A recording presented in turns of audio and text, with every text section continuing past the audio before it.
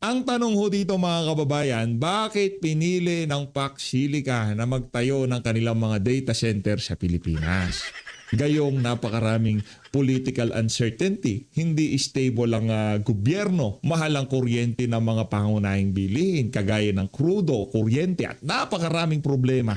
Bakit napili nila dito sa Pilipinas? Gayong mababa ang kuryente sa Vietnam, stable ang kanilang politika.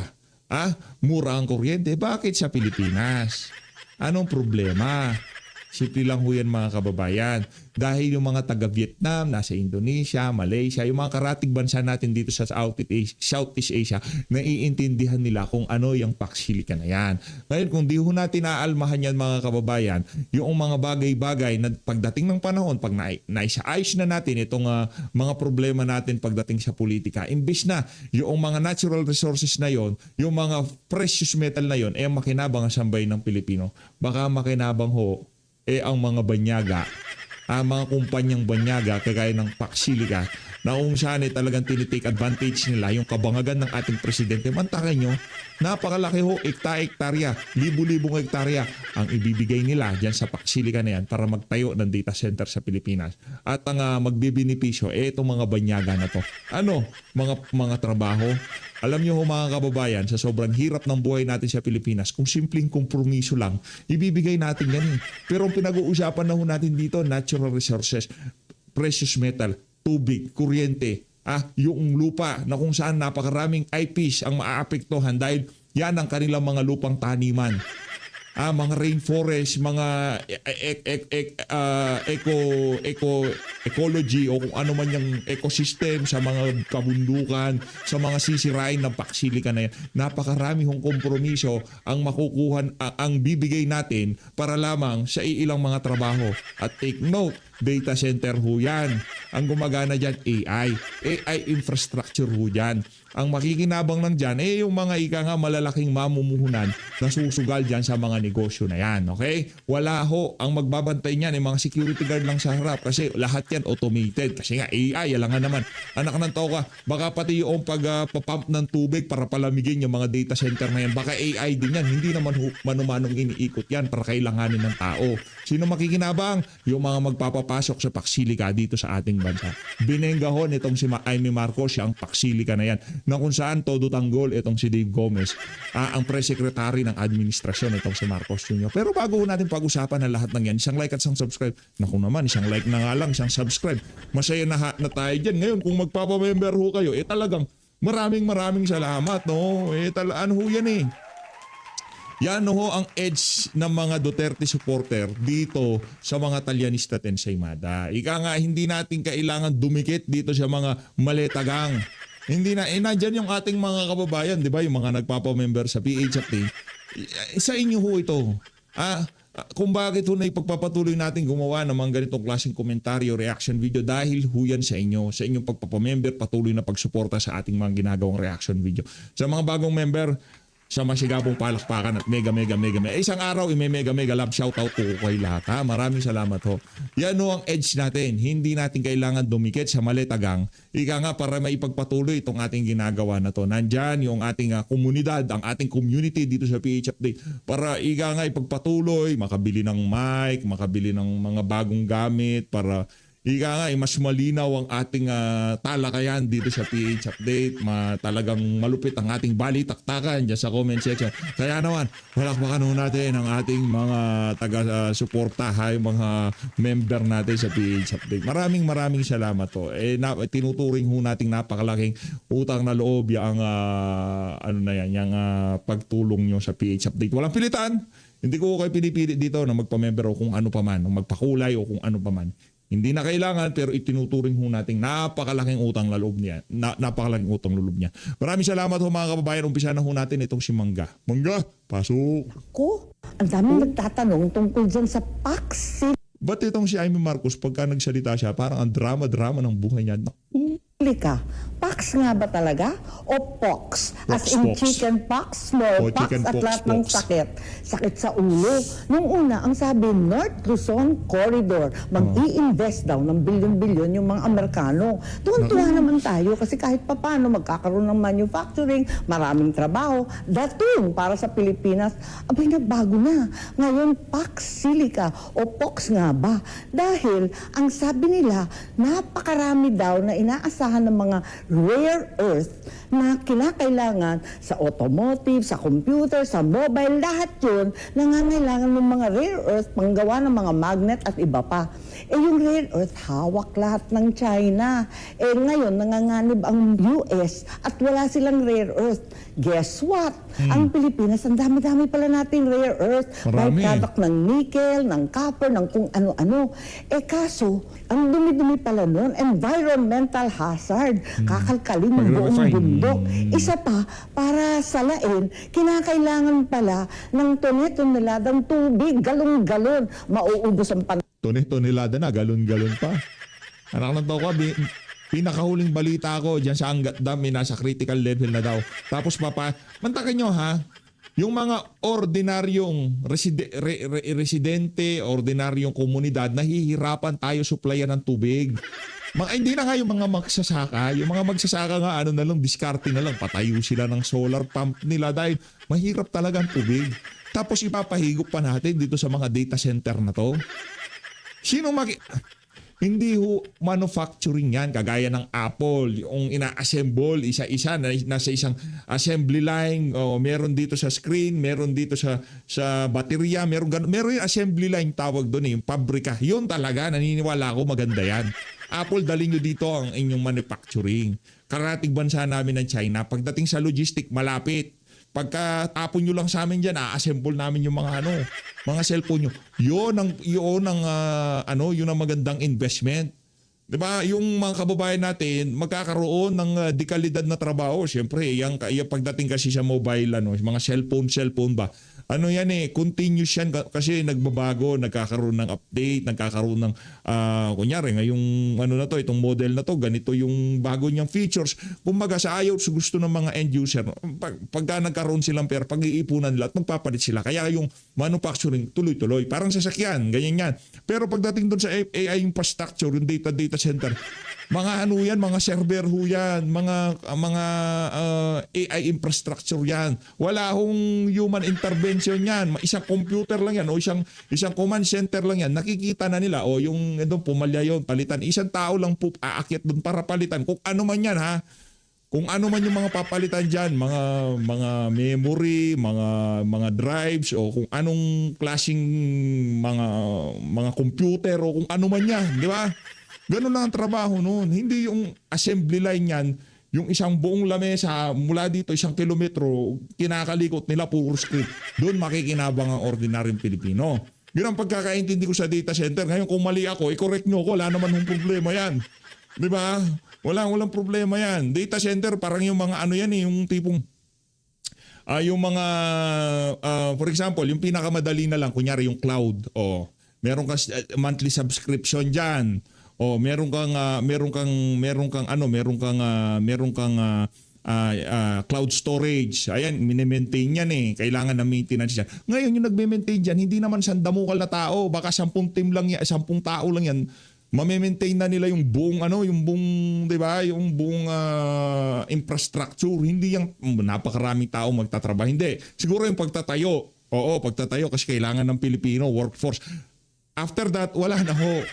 Tapos na trabaho ng mga Pilipino, papasok na yung mga oportunistang ang tabangan, anggat, magat, lahat talaga uubusin. Paano na yung ating mga magsasaka na ngayon pa lang, sabi nga, umuulan na lamang kapag bebagyo.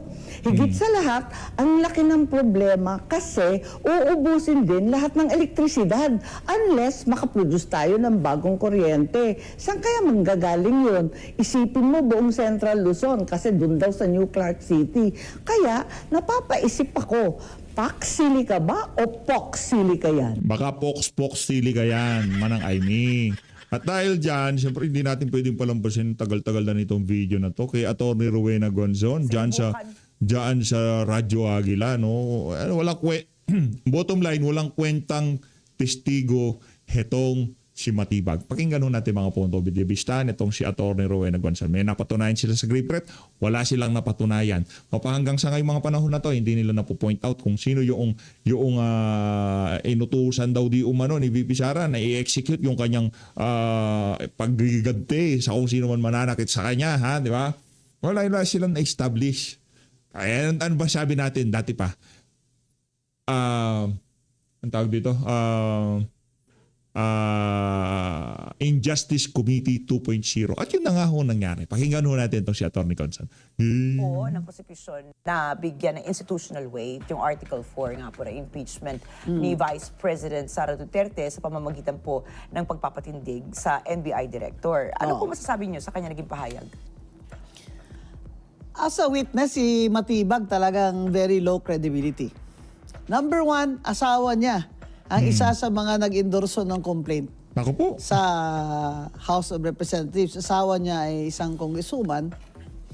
At dapat nag-kusa na lang siyang inibit kasi it is a stain on the NBI na mag-witness pa siya dyan. Number two, wala naman siyang sinabi doon na testimony na blockbuster. Ha? Sabi, wala namang lalo na napapasama pa kasi yung incompetence niya nakikita. Noong unang salta pa lang, sinabi ni Atty. Biluan, you're a lawyer, you're not? Sabi niya, yes. So, what is Rule 130, Section 28? Sabi niya. Sabi niya, can you please refresh my memory? Director Matibag, NBI Director ka, grabe ka naman. Memorize mo na yung Rules of Evidence, grabe ka. Pag ang asawa mo ay pinatawag sa kaso na ikaw ang akusado, hindi siya pwedeng magtestigo laban sa iyo. Yan ang rules of evidence dyan sa 130 Section 22. Except kung ihabla ka niya ng example annulment o legal separation. Yan po naman napaka-importanting rule ng evidence, hindi mo alam. Alam mo ito si Matibag. Ang tapang-tapang Pero dapat ang tapang, may talino, Ricky. May talino. Correct. Yan ang problema. Attorney, alam mo, yan din ang problema ko dito sa mga Talyanista ensaymada na to. Puro lang sila tapang. Hindi ko naman sinasabing matalino. Yung tayo lang naman nakakaintindi. At ano tayo dito, black and white. 'Di ba? Hindi tayo yung tipong umaasta na expert sa anong pamanglarangan. Kumbaga, hangga't maaari kasi dito sa PH Update, gusto ho natin yung kung paano mag-isip yung mga ordinaryong Pilipino. Ganun natin siya lansanin yung mga issue, 'di ba? Hindi yung mga meron pa silang mga analyst anak ng toko. Pagka nag-analyze naman sila, puro basura naman ng lumalabas sa mga bunganga nila, 'di ba? Real talk lang. Yung mga vlogger ng mga Talyanista ensaymada, dahil nga kumukumpas sa kanila maruming pera na sambayan ng Pilipino na ipinasok sa maleta at pinangalan ng basura. Pagka nagsalita ho sila, kitang-kita yung ika nga puti na, itim na, ginagawa pa nilang puti. Diba? Yung puti, iniitiman naman nila. Paano siya? O anong naging resulta? Pinagkaguluhan si VP Sara sa London. Yun ang problema. Bihira. NBI Director, magkano ba sweldo dyan? Napanood nyo ho yung video natin. Nakita nyo ho kung paano pinagkaguluhan itong si VP Sara sa London. O yun na nga ho ba sinasabi ko? Yan, ha? Malaki sweldo dyan. Sabihin niya, itong threat, ha? National security concern ito. Kaya ito violation ng Constitution, betrayal of public trust, sabi niya. Pero grabe, no, yung atmosphere ngayon, di ba? Usually pag ganito mag-asosona Pangulo, talagang mainit yan. Ultimo yung red carpet na gagamitin, yung coverage ng media, yung preparado ba. Pero ngayon parang napaka-dry, no? Kasi naiintindihan din ng ating mga mainstream media siguro, kahit anong sabihin ni Marcos Jr., wala na rin naman naniniwala sa kanya. Pa natin pag-aakse ng oras yung addict na yan. Di ba siguro ganun siguro yung mindset nito mga mainstream media na to. Kaya wala na tayong nakikitang gaanong preparation sa kanila. Maging sila, kung hindi na lang siguro sila aabutan ng maleta ng administrasyon na to, hindi na nila excited makita itong si Auntie Claire. Itong si Bangag, di ba? Pambira. Pero sinabi niya rin na yung pagplano mo na may ipapatay ka, that by itself is not a crime, sabi niya. Eh, hindi mo naman kinaklaro talaga, Attorney Matibag eh. Pero klarong-klaro sa nakikinig na tinanong siya na may alam ka ba na hinire na assassin? Sabi niya, wala pa kami natutukoy kasi iniimbestigahan pa namin. Tapos, inabi niya, may person of interest siya, na makakapagsabi sa kanya. Pero hanggang ngayon, wala rin siyang sinasabi sa Senate Court na sino yung source niya. Kahit ibulong niya na lang sa kay Senator Escudero para malaman naman kung talagang nagsasabi siya ng totoo. Ako, ito nga, nabanggit niyo po national security, dahil ayun din po yung kanyang isa sa mga nabanggit kahapon nung siya itumindig. Attorney, pagkakaalam niyo po ba, sino po ba ang may karapatan na magpahayag na may national security? Is it in the mandate of the NBI? Isa po bang korte? O wala po ba tayong national security Meron kasi council? National Security Council. Opo. Saka may mga batas. Itong Opo. si NBI Matibag, sinasite niya lang yan in matter of national security ang threat sa presidente. Pero hindi niya sinasabi kung bakit matter of national security. Kasi usually, if you say national security, you're referring to a foreign country. Di ba? So, yung threat niya, sinasabi niya, violation of Constitution without saying kung saan sa Constitution ang specific na act na itatahi niya doon sa grave threat. Yun nga ang kulang dyan sa prosecution eh. Yung storytelling alay nyo, kulang. Hindi nako-connect yung grave threat sa buhay ni BBM at ni First Lady doon sa culpable violation of the Constitution sa betrayal of public trust. Yun. Ay, ang sinasite naman ni na betrayal of public trust dahil daw BP Sara took an oath to enforce the law, implement the law. Ang layo naman yan, no? Ang layo naman yan, sir. Yun bang, kumbaga, non sequitur, it doesn't follow. So the witness has a very low credibility. Sinayang mo kasi director ka ng NBI, dapat credible ka. Sa tingin niyo po ba, mas nakatulong pa siya? Sabi ko nga kasi, kung sino man ang titindig dyan at testigo mula po sa prosecution, talagang umaasa sila syempre na makakatulong sa kaso nila. But given po your analysis of his statements yesterday and his performance, ma'am, sa tingin niyo po ba nakatulong pa siya sa depensa? Aglagay ko, nakatulong pa siya sa depensa dahil low ang credibility niya eh. Saka nabaon na siya dun sa betrayal of public trust, betrayal of... At tiwala ako dito kay Atty. Rowena Gonzon. Pagka nanalo to, hindi niya sasamahan yung mga dilaw na hindi natin malaman kung nasa tamang kaisipan. Atty. Gonzon, ikaw yung isa sa mga pinakaunang dilaw na susuportahan namin dito sa PH Update. Alam ko naman yung pamantayan na ibinigay namin sa iyo, pamantayan ng mga Duterte. Merong prinsipyo at paninindigan. Susuportahan ka namin. Sana kung ano yung ating mga pinaglalaban ngayong mga panahon na to, pagdating sa Senado, sigurado mananalo ka. Ika nga, secure na yung spot mo sa Senado sa 2028. Mainit ang pangalan mo. Ano ka ngayon? Tirik yung pangalan mo sa social media. Diba? Hindi ko pa nakita sa mga survey yung pangalan mo. Pero ang sinasabi ko sa iyo dito, mainit ka sa tao. Ngayon sana yung pagiging mainit mo, alam mo kung anong pinag-ugatan yan dahil sa pagtindig mo sa mga maiinit na issue sa ating bansa. Hindi mo naman ako dapat pakinggan. Wala naman akong bilang, Atty. Gonzon. Kumbaga ito lamang sentimiento din ito ng ating mga kasama dito, aking mga kasama dito sa PHFD. Kumbaga, hindi mo maririnig yung mga comment nila kaya sasabihin ko na lang dito. Mataas ang paningin namin sa iyo. At umaasa kami na sana kung sakaling manalo ka, at alam ko mananalo ka, yung mga siraulo, mga pinklawan at dilawan sa Senado, huwag mo samahan at salihan yung mga kabalbalan nilang naratibo. Yun lang naman.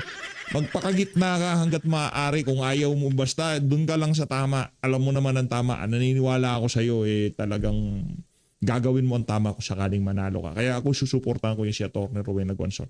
At ito naman ang aking mga kandidato na hindi na natin kailangan makiusap. Itong si Atty. Gonzon, nakikiusap ako ng maigi kasi siyempre alam naman natin pinanggalingan niya pero susuportahan ko siya. Ito naman yung mga individual na hindi na natin kailangan pag-iusapan. Ang aga pa PH, nangangampanya ka na. Siyempre, ganun talaga. Anak ng toka, dami na nangangampanya tayo, hindi tayo pwede mangampanya. Una na dyan, si Mike Defensor, palakpakan. Di ba? Sinuko niya ang kanyang kalayaan para maipaglaban ang katuwiran. Mike Defensor. Sino pa? Jimmy Bondok. Yung mga nakikita natin tumitindi ngayon. Vic Rodriguez. Yung mga pangalan na yan, yan ang mga hindi mawawala sa ating listahan. Gusto ko na mag 2028. Sana manalo lahat to. Maipanalo nyo ho ito. Yung mga community natin dito sa PHFD, kayo hong tataguyod niyan. Tayo isang boto lang ako dito. Kaya lang naman lumalakas ang boses natin, hindi dahil sa boses ko, dahil ho yan sa panonood nyo, dahil yan sa pagkokomento nyo. Kung hindi kayo manonood at hindi kayo magko-comment sa baba, wala ho tayong boses dito.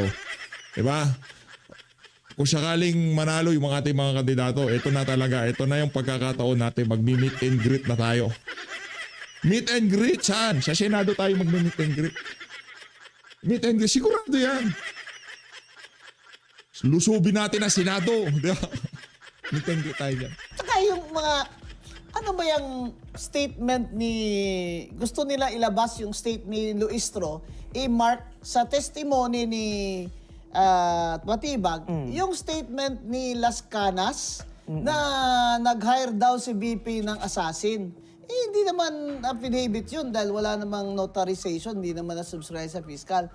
Etong si Congresswoman Luistro, pinipilit niya yun. Alam naman niya na hindi pwede yan. That is not only irrelevant, it's really hearsay. Kasi hindi naman yun personal knowledge si Matibag. Dapat i-present nyo din si Las Canas kung gusto nyo. Pero mag-affidavit muna siya. Congresswoman Luistro used to be a fiscal, you know, but her bright mind as a fiscal is not showing in this case. Sayang, 8th day na ito Pag ilang araw na ba ito? Pang-siyam na ngayon. Wala naman silang napoprove. Ang tanong doon na sinagot din na dati ng NBI agent, Opo. kayo ba ay may alam na kung sino ang assassin na hinaya ni BP Sara? Sabi naman nung attorney Lotok, wala po kaming alam.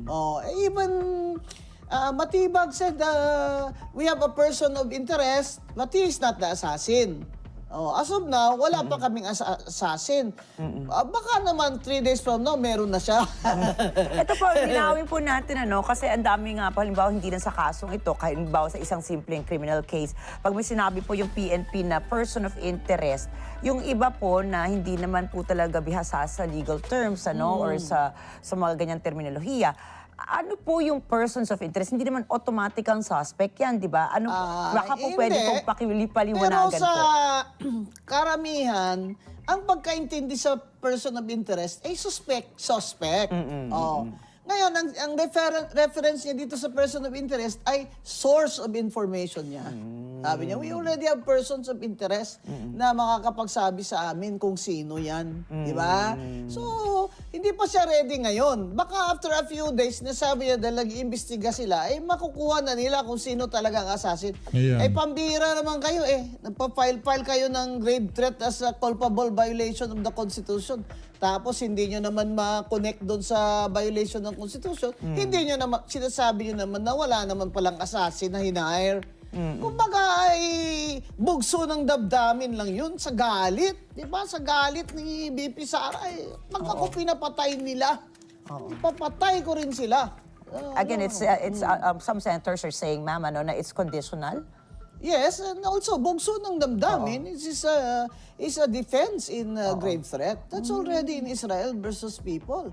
I think Matibag also knows that because I saw something where he said na na bugso ng damdamin is not grave threat. Opo. Noon pa yun, nung hindi niya alam kung kanino ba talaga siya papanig. Pero ngayon, halata na si NBI Director Matibag, hindi naman talaga independent na witness. Pumapanig talaga siya sa prosecution. Kasi, remember na ginagamit niya nga ang posisyon niya sa pag-intimidate ng Senator Judge Alan Peter Cayetano di ba? Itong si NBI Director Matibag ay hindi natin matatawag na independent witness. Yun ang kahinaan ng prosecution.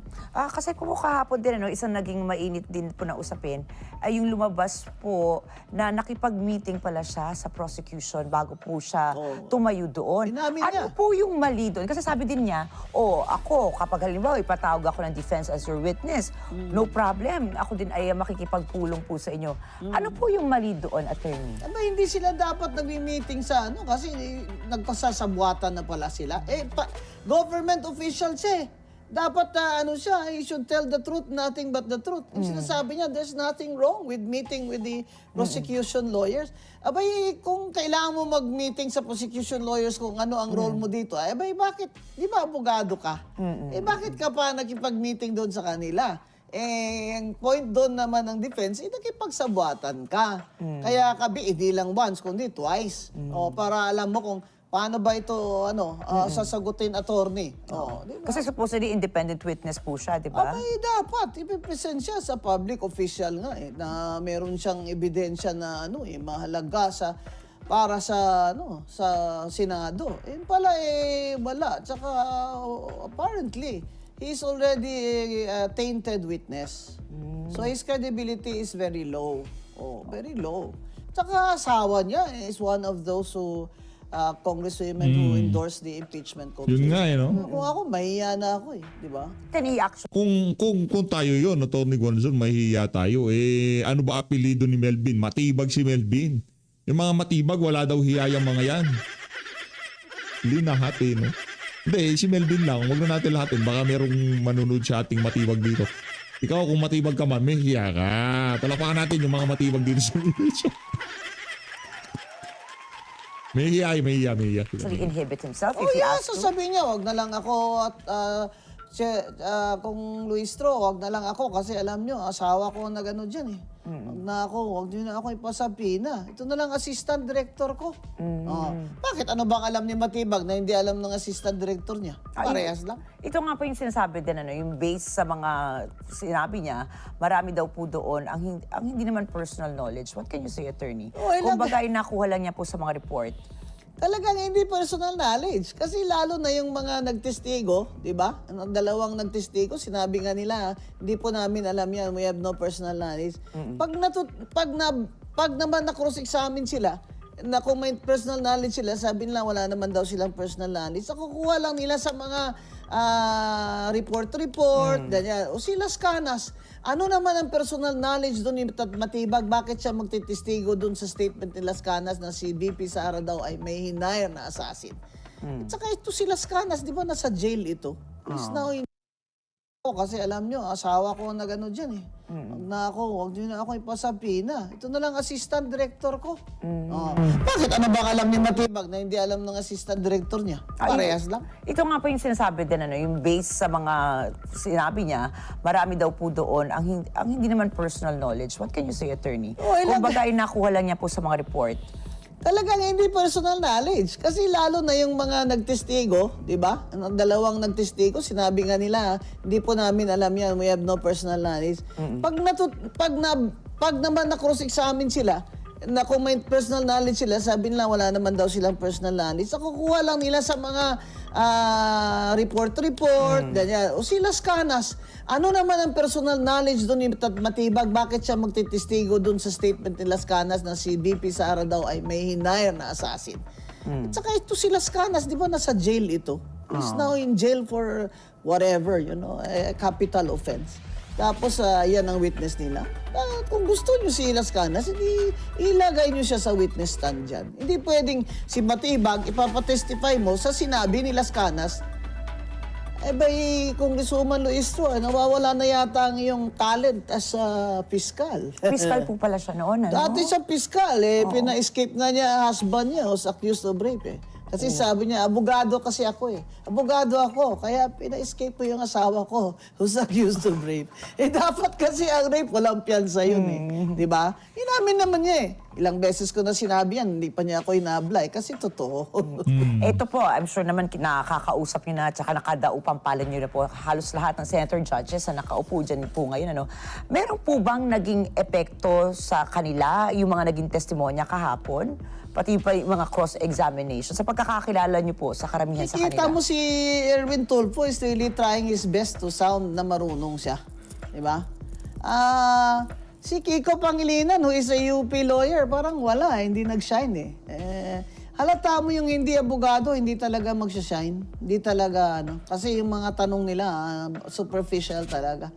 Tsaka, kung kita mo, si Amy Marcos pang nag-bring up dun sa dalawang errors na crucial, dun sa affidavit at subpoena ng NBI, na sinabi ng NBI, typographical error lang po yan, pero dalawang dokumento, hindi naniwala si Chis Escudero doon.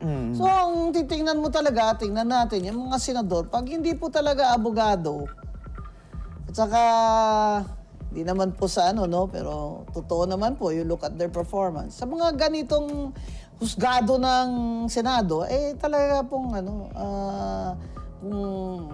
maiiwan talaga sila. Kaya dapat po mag-aral sila ng todo-todo at yung kanilang mga abogados na staff ay mag-aral din ng todo-todo. Okay. Kaya lamang po talaga mga abogado dyan. Kaya tingnan nyo si Senator Pia and Senator Alan Peter. Kasi abogado sila. Si Amy who studied also law in UP. Lamang at sila tumbok ng ng points nila. So yesterday, so far sino bang highly credible na na witness? So far wala naman kung they're trying to prove a grave threat as a culpable violation of the Constitution. Hindi naman nila alam nyo kasi mga kababayan, ang hindi talaga nila ini-explain sa atin, ang ibig nila sabihin na ang grave threat ay culpable violation of the Constitution ay dahil pinaplano or na may inutusan si BP Sara na assassin na ipapatay si BBM para agawin niya ang presidency. Para agawin niya yung succession. Kasi ang hihina ng mga kukote. Tagal-tagal nyo na dan. 8 days na kayo, hintay naman ako nang hintay. Kailan ba ito itatay? Kailan ba ito itatay? Akala ko fireworks at matibag, hindi may pala. pasabog nga daw po kahapon Bago tayo magsimula, ayun daw po yung may pasabog nga daw po. Sumabog si Matibag. Nako. Ito po, halos matatapos na nga. I think, patatapos na nga po ang diskusyon ngayong araw kasi mag-extend po si Director Matibag, dahil hindi siya natapos kahapon. So, ito pong Article 4 na inuna nga po ng prosecution na litisin, ano po sa palagay ninyo ang kailangan patunayan ng prosecution para ma-establish nila na meron nga talagang Article 4? Yan nga, yung culpable violation of the Constitution na talagang may hinire siyang assassin, may attempt. Hindi pwede yung iisipin ko lang sa imagination ko na ipapa-assassinate ko si BBM, Maraming tao nag-iisip yan. Is that a crime? Lalo na pag natutulog sila. Ginadamgo nila ba? They're having a nightmare na ipa-deads nila si BBM, ipatigok nila ba? Hindi yan crime. Sinabi ni Matibag, hindi yan crime. They have to prove that Sara attempted to have him. In fact, not just a threat, but attempted to have BBM, then the First Lady, assassinated. Never mind Martin Romualdez because he will soon go to jail. So, it must be an attempt for that to be a violation of the Constitution because he wants to capture the succession. Papatay niya para siya na ang presidente. Klaro, ha? Dapat ganon. Wala namang attempt, wala ngang assassin, wala. Person of interest pa lang na magiging informant niya, Wala pa sa ngayon kasi continuing pa ang investigation. Matatapos na ang investment, Director Matibag, wala ka pa rin. Ha? Tapos ka na. Pag hindi mo pa tinukoy mamaya ang attempt at sino ang assassin, wala na. Talagang the end na yung testimony mo. So ito nga po, di ba, nitong mga nakalipas sa linggo, ang naging talagang basihan po ay yung video nga po, no? So notwithstanding, notwithstanding the videos, actually videos po yung mga pinilabas nila. Yung mga videos po niyan, notwithstanding if it's their authenticity, nagkaroon po ba sa palagay nyo from a legal perspective ng corroboration between the intent and the execution? Wala nga hindi nga na-connect Ang sinasabi ko nga, ako in my opinion, bugso yun ang damdamin Kasi doon sa ginawa nila kay Yusek Lopez na chief of staff niya, pinatayan pa ng ilaw, tapos ita-transfer pa sa women's jail. Grabe naman yun. Grabe naman yun. Yung iba naman na kinokontempt, dyan lang naman Sina Lisa Masa noon, dyan lang naman sa Senado sila tumira. Ayaw nilang ma-serve yung warrant, doon sila tumira. Ito, obvious na ito na ano na talaga, ito panggigipit ito kay BP Sara. Kaya, baiting din yung ginawa nila. Kaya nag-react siya ng ganun, na galit siya. Malay mo kung hindi nga totoo yun. Malay mo, kasi sa akin, bugso ng damdamin yun. Which is not rape threat. Even if it's a threat, granting for the sake of argument, that is classified as a threat under the revised penal code. Meron ba talagang assassin? Wala naman Meron ba talagang attempt on the life of the president to make it a culpable violation of the Constitution? To capture the succession? Wala They were not able to prove that. You cannot just kick out, terminate, disqualify a vice president based on mere conjectures, based on the opinion of Matibag, which is a very low credibility, aside from the fact that his wife is one of the congresswomen endorsers of this complaint. Diba? So, wala hindi na connect So, sayang, pang 8 araw na, pero wala Yung ano lang dyan, yung lagi nilang sinasabi na yung video is an admission, kung hindi pala totoo yun, ibig sabihin na nagsinungaling siya? What kind of question is that? That's a theoretical question that should not be asked by a judge. Diba? A judge should only be concerned with the relevant facts, not about a theoretical question. Kasi may nagtanong doon kung hindi pala totoo yun. Kasi sinasabi ko nga, as a bugso ng damdamin, baka sinabi lang yun kasi bugso ng damdamin yun Sinabi ng isang senator judge, kung hindi pala totoo yun, ibig sabihin ba nagsisinungaling si BP Sara? What kind of a theoretical question is that from a judge? The judge should ask for facts and evidence. O nga po, kasi diba, ako, ang pananaw ko naman dyan, kahit gaano kalimbawa ka explosive ang anumang pahayag, we have to remember that this is still evidentiary dapat. So, Saka may context yun may context yung paggalit niya doon. May context yun Sinasabi nga patestify niyo sana si Attorney Yusek Zulaika Lopez o binawi nila kasi on second thought, they realized that it would have damaged their theory. That it would have really proven na bugso ng damdamin ito sa galit. Bago po natin tapusin itong Article 4, dahil nga papunta na... Ngayon natin, sila bago pa lang tatapusin tayo, tatapusin na ho natin. Ngayon na nga, kung gusto nyo mapanood yan, punta ho kayo sa Radyo Agila. Nag-viral ho itong video na to ni Atty. Rowena Guanzon. Kasi iba ho talagang sumalansan pagka-abogado. No? Hindi kagaya nitong si Erwin Tulfo, Rapi Tulfo. Dinadaan lang sa bugso ng damdamin, pero ito kakaiba ito. Siyempre abogada. Tapos magsisenador pa. Talaga mababawasan ho yung mga walang bitaw na senador siyang pagka dumating dyan si Atty. Rowena Guanzon. So Luis, maraming salamat ho sa support sa Page Update. Mag-ingat ho kayong lahat. Happy Sunday everyone. Mahalin natin Pilipinas.